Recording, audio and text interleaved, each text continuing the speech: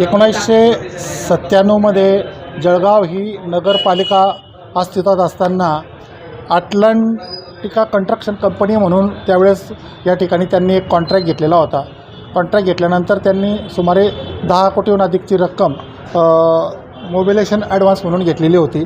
मात्र ही रक्कम ज्या कामाकरता त्यांनी वापरायची होती त्या कामाकरता न वापरता इतरत्र वापरली होती. बँक गॅरंटीसुद्धा त्यांनी त्यावेळेस दिलेली नव्हती. आणि हे सर्व काम करत असताना त्यांच्याकडे महापालिकेचे सुमारे आज रोजी त्यावेळेस 4,79,00,000 रुपये थकबाकी होते.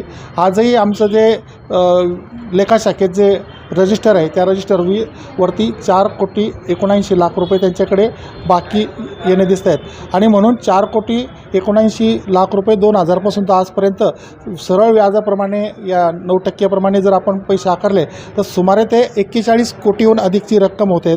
आणि इतकी मोठी रक्कम ही त्या कंपनीकडे येणे बाकी आहेत. आणि म्हणून या कंपनीने जी महानगरपालिकेची फसवणूक केली, महानगरपालिकेनेच म्हणजे जनतेची फसवणूक आहे.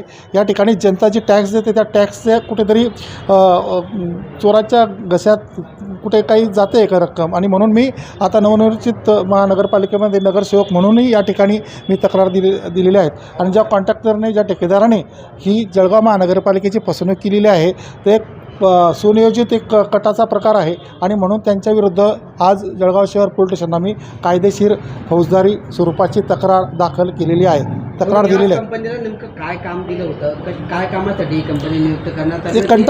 फसवणूक कशी केली? कंस्ट्रक्शन कंपनी आहे. त्या कंपनीने डांबरीकरणाचं काम शहरातलं घेतलेलं होतं.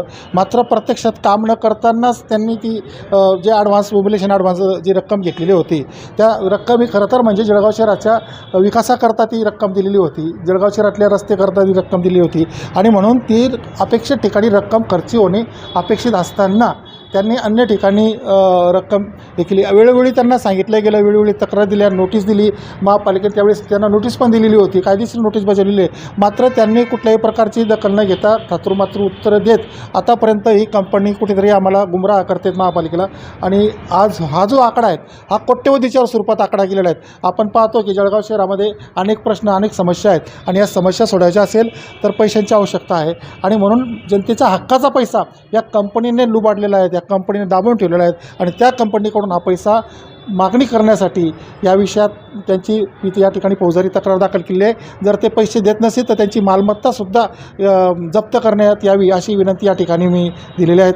आणि पोलीस निश्चितपणे या सर्व गुन्हेगारी कटाचा शोध घेऊन संबंधितांवर योग्य कारवाई करतील अशी अपेक्षा आहे. किती कोटीची नेमकी फसवणूक आहे? म्हणजे खरं म्हणजे 4,89,00,000 रुपयाची त्यावेळची रक्कम होती. आणि RBIच्या नियमानुसार सरळ व्याजाप्रमाणे 9% प्रमाणे आज जी रक्कम होती आहे तर ती होते 41,35,00,000.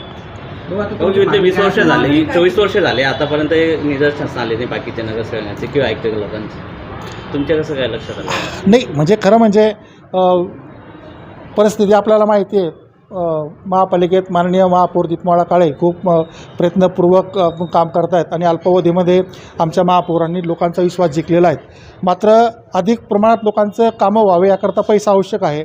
आणि म्हणून कुणाकडे काही बाकी आहेत का याचा शोध घेतला असता हा प्रचंड प्रमाणात थकबाकी ही संबंधित कंपनीकडे दिसून आली. आणि म्हणून मी या विषयामध्ये तक्रारदार झालो आहे.